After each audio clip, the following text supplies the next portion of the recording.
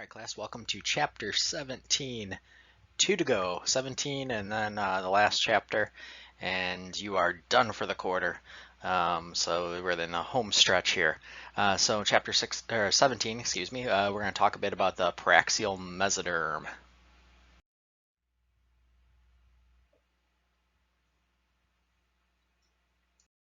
So we've alluded throughout this course multiple times, I've said, we're at the 10 somite stage, and don't worry about the Somites because we'll talk about them later. Well, we're finally to that point.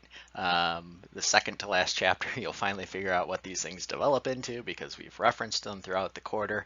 But we're going to look at the paraxial mesoderm. So we have this tissue that is directly lateral to the neural tube, and that develops into the paraxial mesoderm, which will develop into two more specific types of tissue. We have the head, and then the somites, which these elusive somites that we've talked about through the quarter that you've probably just kind of logged away as, okay, they're these things, but I don't know what they do. Well, we're going to learn what they do. So they develop into different tissues as well, specifically cartilage, skeletal muscle, the dermis and more skeletal muscle, tendons, as well as part of the aorta.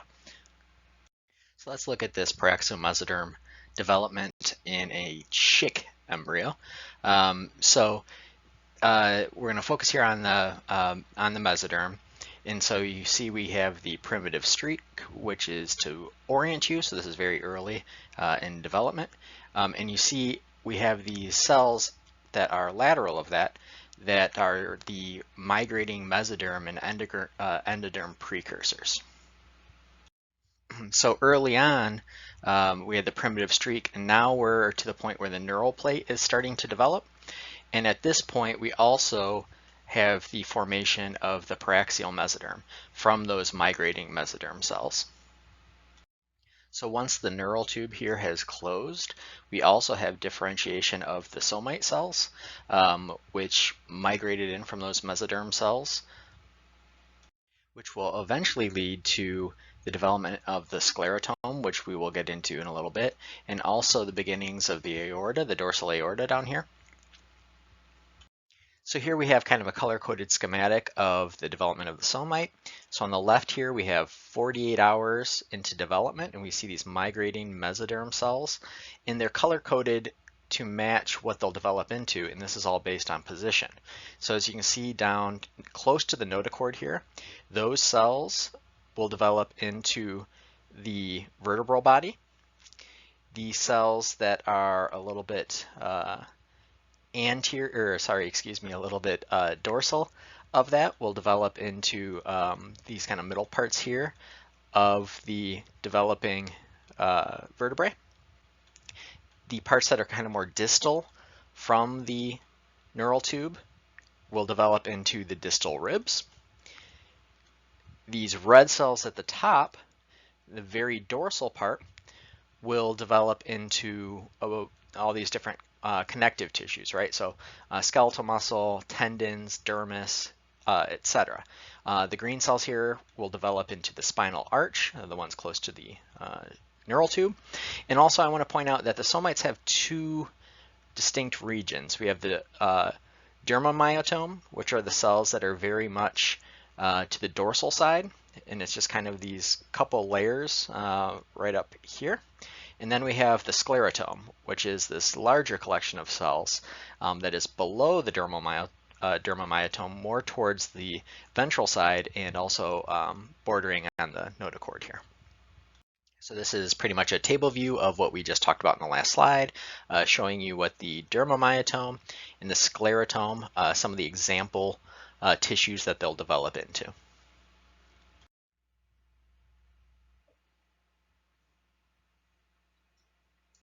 So TBX6 is the gene, or one of the genes, that is responsible for the development of the somite tissue. And so in this example here, we have a wild type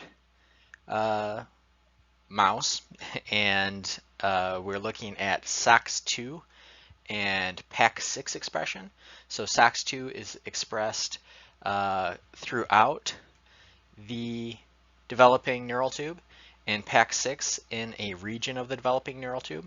But if you were to knock out PBX6, then instead we have SOX2 expressed still in the neural tube, but now it's also expressed in the somites. And the same thing with PAX6. So PAX6 is expressed still in the neural tube, so that doesn't change from the wild type, but it's also expressed in the somites. And as you can see, now these somites, instead of developing into this big solid piece of tissue, are developing into additional neural tubes. And so this is kind of confirmation that TBX6 is responsible for the development of the somites and preventing it from developing into additional neural tubes. However, TBX6 doesn't act alone. And so, as we know, there's a lot of these pathways that involve multiple genes interacting with each other. So in this case, we have another gene, MSGN1, mesogenin1, which also interacts with TBX6. So if we look in the wild type here, we have MSGN1 expression, and because of MSGN1 expression, we have this normal expression of TBX6.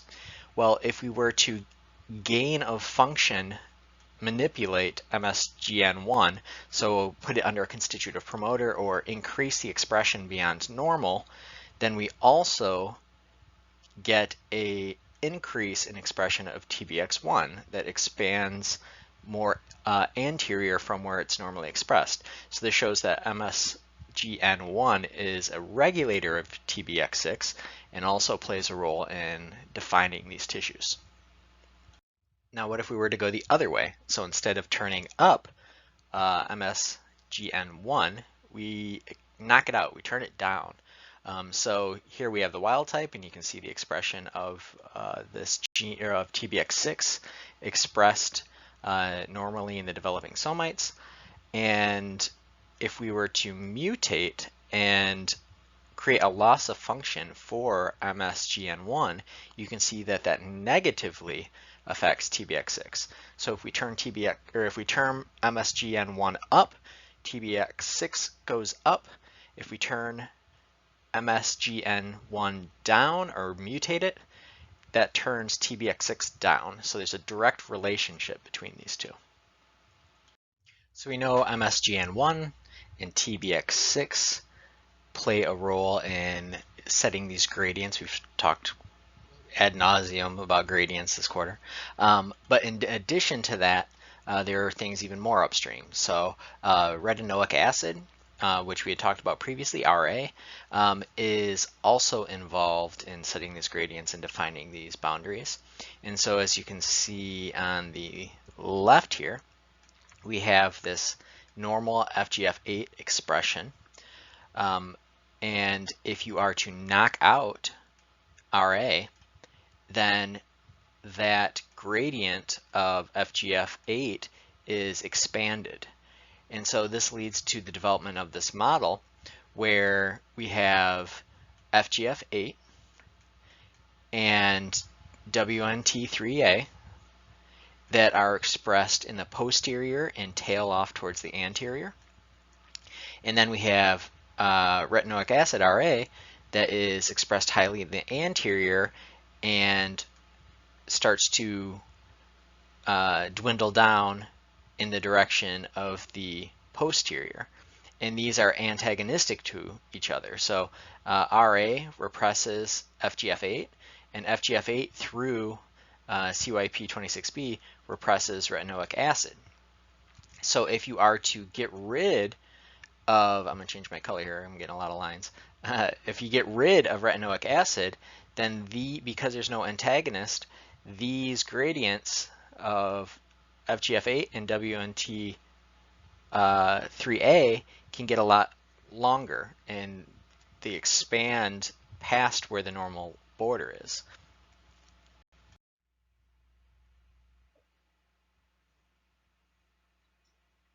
So let's talk a little bit about specification here in these somites. So if you were to take the pre-Somitic mesoderm that would originally form the thoracic somites, and you transplant it into a different region of a chick embryo, then what happens is, while these cells, let me get a different color, down here, would normally give rise to cervical or neck bones, instead they give rise to the types of vertebrae that were originally destined for those cells. And so you end up with a chick embryo that has ribs, because this section down at the bottom here will develop into ribs.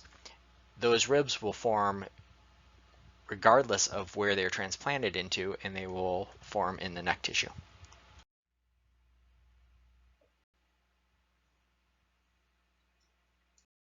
So here we can kind of look at the formation of the somites from an electron micrograph perspective. And as you can see at the top here, we have the formation of the somites. But down at the bottom, we still have the paraxial mesoderm. So this proceeds kind of like the notochord in an anterior to posterior direction. And the yellow here, which I'm going to draw a blue line to, is the migration of the mesoderm cells into the, or ventrally, from the roof of the neural tube to the somites.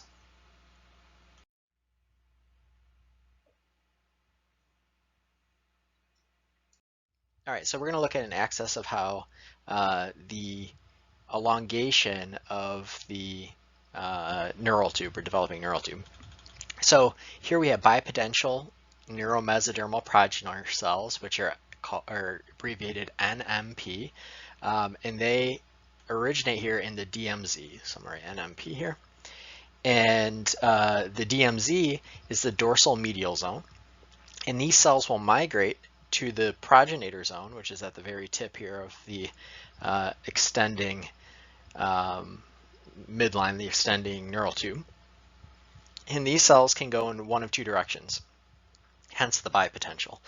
So they can stay kind of interior here and migrate and become part of the neural tube, or they can migrate more laterally through the maturation zone right here, and they can become PSM cells. So these cells that migrate through the maturation zone will start expressing CDC28 plus, 25A plus, excuse me, and they'll start actively dividing. These cells will then start to inflate these vacuoles, and though that vacuole inflation kind of acts as like a pump or a ratchet that is inflating and pushing forward the surrounding tissue. This will extend the posterior, remember it goes anterior to posterior, the posterior axis of this developing neural tube. And so these three processes, the key takeaway, cell migration, so those cells that start in the DMZ will migrate to one of two areas. Cell division, so we have the division here in the maturation zone, and this PSM coupled tissue shifting, which is these inflating vacuoles, are what cause the extension and this axis elongation.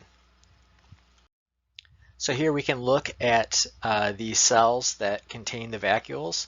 The neuromesodermal progenitor cells will migrate, and these notochord cells show vacuole filling over time. And so here we have 17 hours post-fertilization. You can see the presence of these vacuoles, which are, just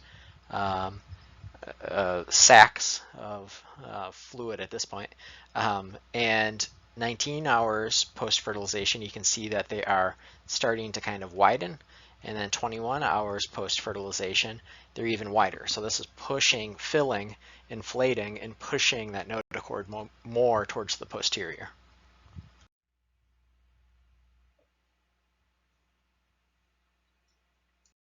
So where do these somites form? So again, these gradients kind of establish where this formation occurs. Excuse me. And in this case, there is a couple of genes or proteins that are responsible for this. So FGF8 is kind of to the posterior end of where these somites will form. And RALD-H2, which is a enzyme made for, or that makes retinoic acid, is formed more anteriorly.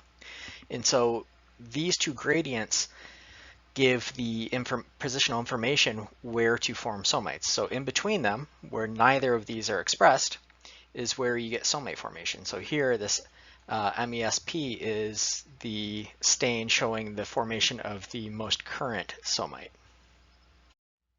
So this addition of somites as we proceed more caudally or towards the posterior of the developing neural tube and somite region, there's a gene called HERI1 that is responsible for this additional adding of somites or differentiation of somites as we proceed posteriorly.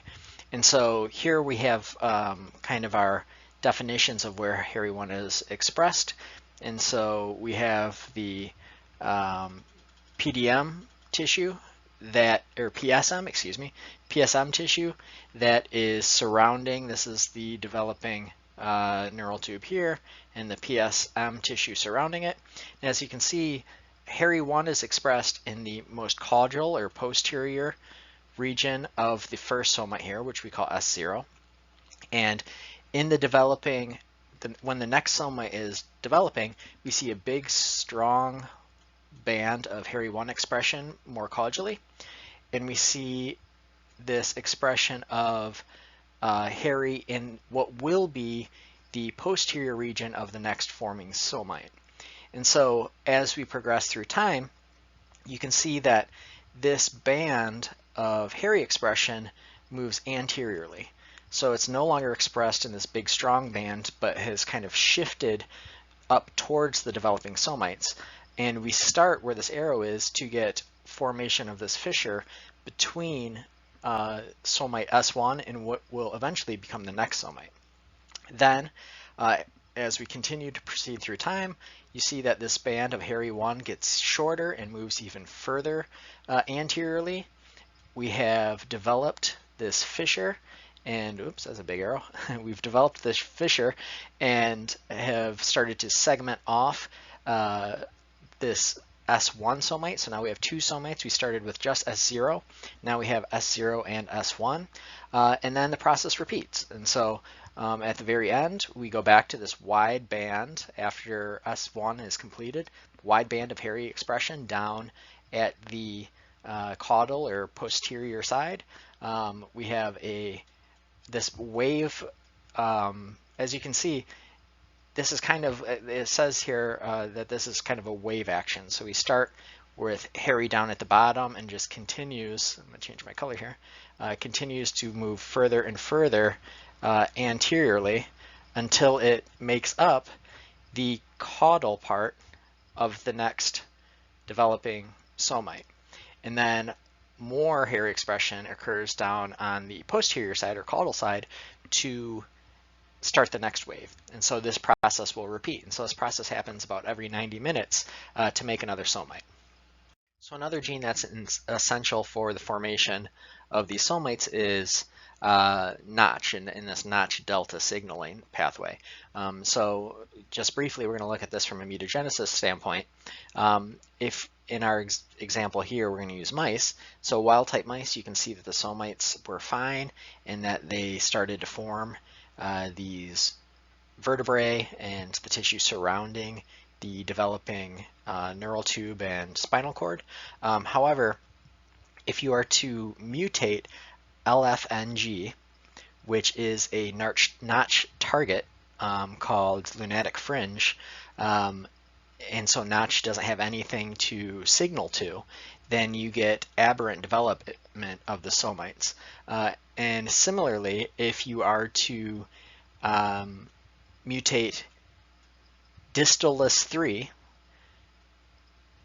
which is a binding partner of lunatic fringe, so another part of this notch target, you also have these vertebral malformations, mutations, etc. And so this is very similar to mutations that are seen in the lunatic fringe in humans. And so we can see here that this LFNG amino acid 264 C to A missense mutation inactivates this notch target, and we have very poor and aberrant development of the spinal cord. So how many somites does a snake have? So if you've taken Dr. Shepard's herpetology class or just seen a snake skeleton in general, you'll notice that they have a whole bunch more ribs, right? Their entire body generally is ribs. And so a lot more vertebrae, a lot more lateral vertebrae processes coming off of the main vertebrae. And so to develop this, right, it is only logical that they have more somites. So here we have 3 stages of the snake's developmental cycle, where we have 18, 255, and 315, which is a lot. So the reason for this is the snake has threefold, at least threefold, more of these lunatic fringe expression patterns. And so as you can see here, we have all these somites that are developed back here, and then those fringe regions where we get that wave action, we have way more than if we were to look and compare that to a mouse over on the right hand side here. There is only 2 of them occurring. So because of this, it produces a lot more of these somites, which then turns into a lot more vertebrae. And here for reference, we can kind of look at comparisons of a few different animals. Corn steak, which you can see there's a lot more of these, this patterning of this somite formation. Chicken, which we've been looking at in the previous examples, is generally pretty sparse. A lot less for mouse, and then zebrafish, even though being smaller, has more somite formation than mouse or chicken.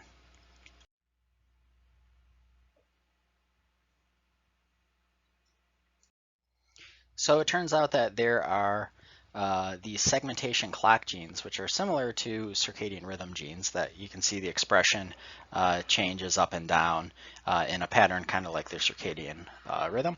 And these clock genes regulate the expression of Hox genes, and the Hox genes in turn suppress, depending on when the clock genes are high or low, the expression of WNT, which in turn WNT and FGF regulate each other, and so that establishes these gradients.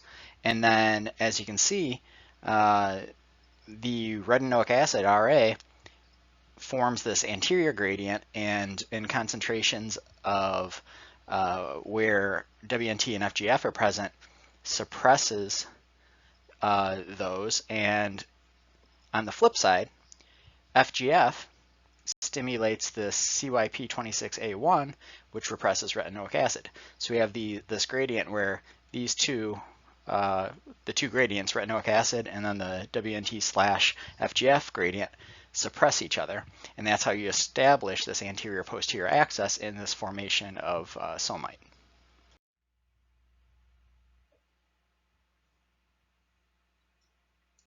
So let's kind of look at a step-by-step process here of the differentiation of the sclerotome here. So the sclerotome, you can distinguish these. These are the cells that are closest to the notochord and the floor plate. So they are on the ventral side of the developing tissue.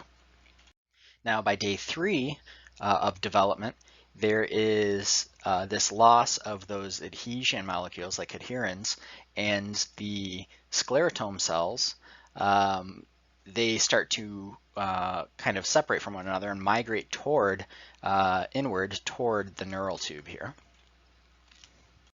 Now on day 4, these cells divide, and the medial cells form this Paraxial myotome, which is on the neural tube side, and the lateral cells form the abaxial myotome, which is on the opposite side of the neural tube. As you can also see, the dermamyotome has formed kind of 3 subsections. So we have the Paraxial dermamyotome lip, which kind of folds around now and kind of folds inwards.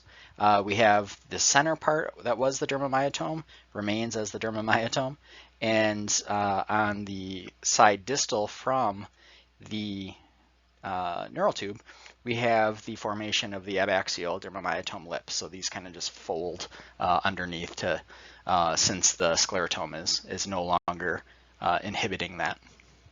By late day 4, as you can see here, we have almost a tissue layer of the cells that are myoblasts. So these are the dark pink ones. My arrow probably could be a little longer. These dark pink ones are red ones. And these are cells that will eventually become muscle tissue, and they form right underneath the epidermal dermatome region, excuse me. So if we were to look at an electron microscope image of this developing chick embryo, we can see that we have the neural tube forming here and the notochord forming right beneath it. We have the dorsal aorta, which is this cavity down at the bottom here. We have the surface ectoderm, which is 4. We have the intermediate mesoderm, which is 5. So this is kind of the lateral to the outside of the notochord there. We have the dorsal half of the sclerotome, which is this region right up here. We have the ventral half of the sclerotome, which is that part right there. And we have the somitical, which is kind of the internal region there of that tube. Now, if we were to look at it from days 2 through 4, after those sclerotome cells have dissociated from one another and they are starting to form this tissue, we can see that number 9 is the central sclerotome, which is right in the middle here. So that tube has disappeared and those cells have started to migrate. And 10 is the ventral sclerotome. We have number 11, which is the lateral. So this is to the outside away from the neural tube, which is still number 1, neural tube, number 2, notochord, number 3, the ventral aorta. We have, what number are we on? 12. We have the dorsal sclerotome. So this is the sclerotome to the top. And 13, we have the dendromyotome, or dermal myotome, excuse me. As you can see, those lips that I pointed out that are folding under are right here. You can kind of see this folding action. This would be the outline. Let's see if I can trace it very nicely for you. There. So you can see the 2 lips folding in and at this point. All right, so we're going to look at the sclerotome and the dermamyotome and what influences them and causes them to develop into distinct tissues. So first, we have BMP4, which will lead to increased BMP4, that's in the epidermis, and it will lead to increased BMP4 expression in the neural tube, only in the dorsal part here. Now that causes increased expression of WNT1 and WNT3A, and those genes will cause the dermamyotome to develop into these primaxial muscles or back muscles. that specification to back muscles is the result of increased expression of this MYF5 gene, MYF5, which is a myosin gene. Now, while there's a gradient of BMP4 on the dorsal side, on the ventral side, we have these two regions. We have the floor plate, which is the very bottom of the neural tube here, and we also have the notochord. And both of these express sonic hedgehog. But the gradient of sonic hedgehog decreases the further we get to the dorsal side. So high concentrations of sonic hedgehog will repress these genes, and in turn we get the expression of PAX1, where there is a lot of sonic hedgehog, and PAX1 will develop this into the sclerotome. Now, there appears to be a couple other players involved in this specification of tissue. From the lateral plate mesoderm, which is this right over here, BMP4 and FGF5, in addition to WNTs coming from the epidermis, are thought to cause the differentiation and induction of the primaxial myotome, while noggin, which is also expressed in the notochord, is thought to block these in the bottom, and so that prevents the induction of the primaxial myotome and allows for the bottom to become the sclerotome. So as you can see, just like our mantra throughout the entire course, gradients, right? So BMP4 and sonic hedgehog form these gradients that lead to a cascade that causes development of the sclerotome or the primaxial myotome.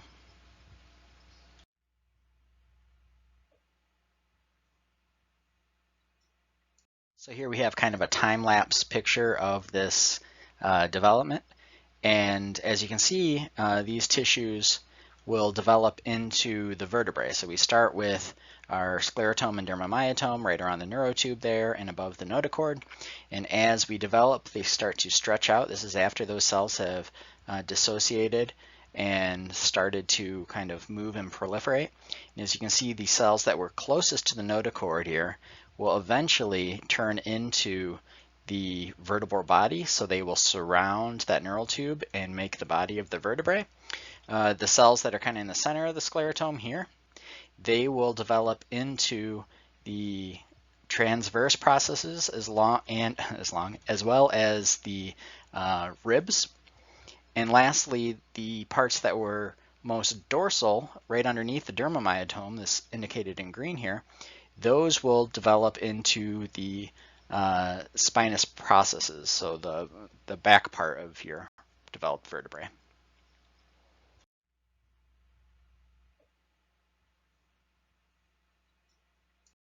So we all know that connective tissues like tendons and cartilage are there and that connect muscle tissue to bones, etc. And so where does this develop, right? So we're developing the myotome and these muscles, so somewhere there has to be the development of these connective tissues.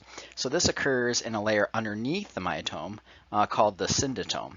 And so as you can see here, as indicated in green, this thin band of the developing underneath between the sclerotome and the myotome, I should say, that derived from the sclerotome is the development of the syndotome, which will eventually become that connective tissue. So if we were to look at this another way, you can see we have the dermamyotome and the sclerotome, and in the development of the ribs and the rib muscles, you can see that these very little narrow kind of triangles at the anterior and posterior region of the developing sclerotome is where we get these tendons originating from. So once we get fully developed vertebrae, these muscles obviously have to be connected to bone with tendons, and so they originate, like I said, these tendon progenitors kind of in between the sclerotome and the dermamyotome to attach the two.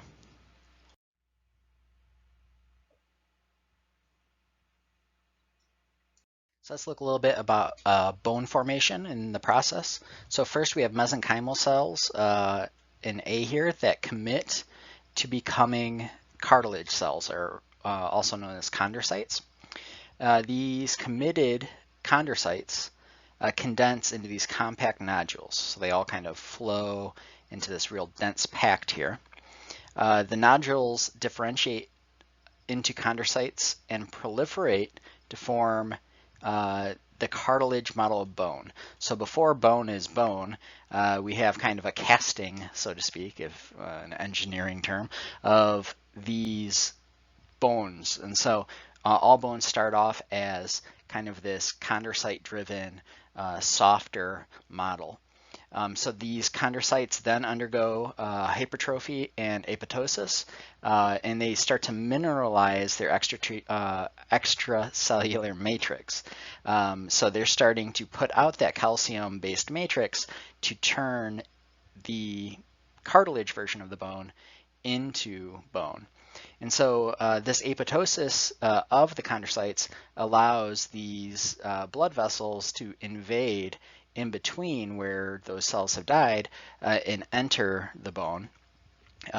These blood vessels will then allow for the import of osteoblasts. And so what these osteoblasts do is they bind and start to degenerate or break apart and dissolve the remaining cartilage and instead replace that with bone matrix. So we have the chondrocytes that were changing their external matrix, and now the osteocytes coming in and further calcifying and changing it into bone matrix. And so this bone formation consists of kind of repeated steps of proliferating cells, mineralizing by the chondrocytes and the osteocytes over and over again. And then this secondary, let's see if it's not even indicated on here, the secondary ossification comes at the tip of the bone. So you can see at this stage, another blood vessel has entered and we start to ossify the kind of proximal areas of the bone. And this is what changes that cartilage mold of the bone into an actual calcified bone. So here we have the ossification or calcifying of bone tissue. And so this is long bones undergoing this endochondral ossification. And so we have cartilage, which is stained blue on the left-hand side here. And these cells, the chondrocytes, divide. As you can see, they're starting to proliferate here, which we have our labels down at the bottom. They will start to enlarge, where we have the prehypertrophic chondrocytes. They will die, which we have occurring over here, where we're starting to get into this tan color. And then they're replaced by osteocytes, so the mature bone cells.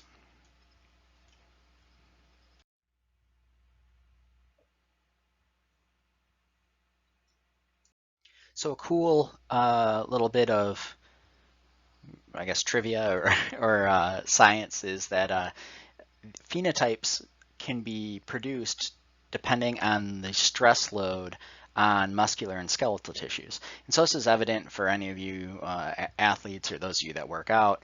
The more stress you put on your muscles through weightlifting, the larger your muscles get. But this can also give rise to changes in not only skeletal tissue, but also more distinct phenotypes like your jaw.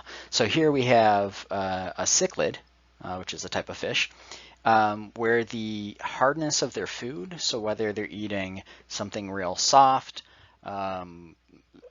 whether it's vegetation or something like that, or something more hard like crabs or something that has an exoskeleton, that different diet gives way to different jaw structures. So they're not naturally born with the large jaw or the small jaw. Instead, while they're growing, the amount of stress that they put on their jaws from their diet leads to changes in the phenotype, or this visible characteristic of the fish.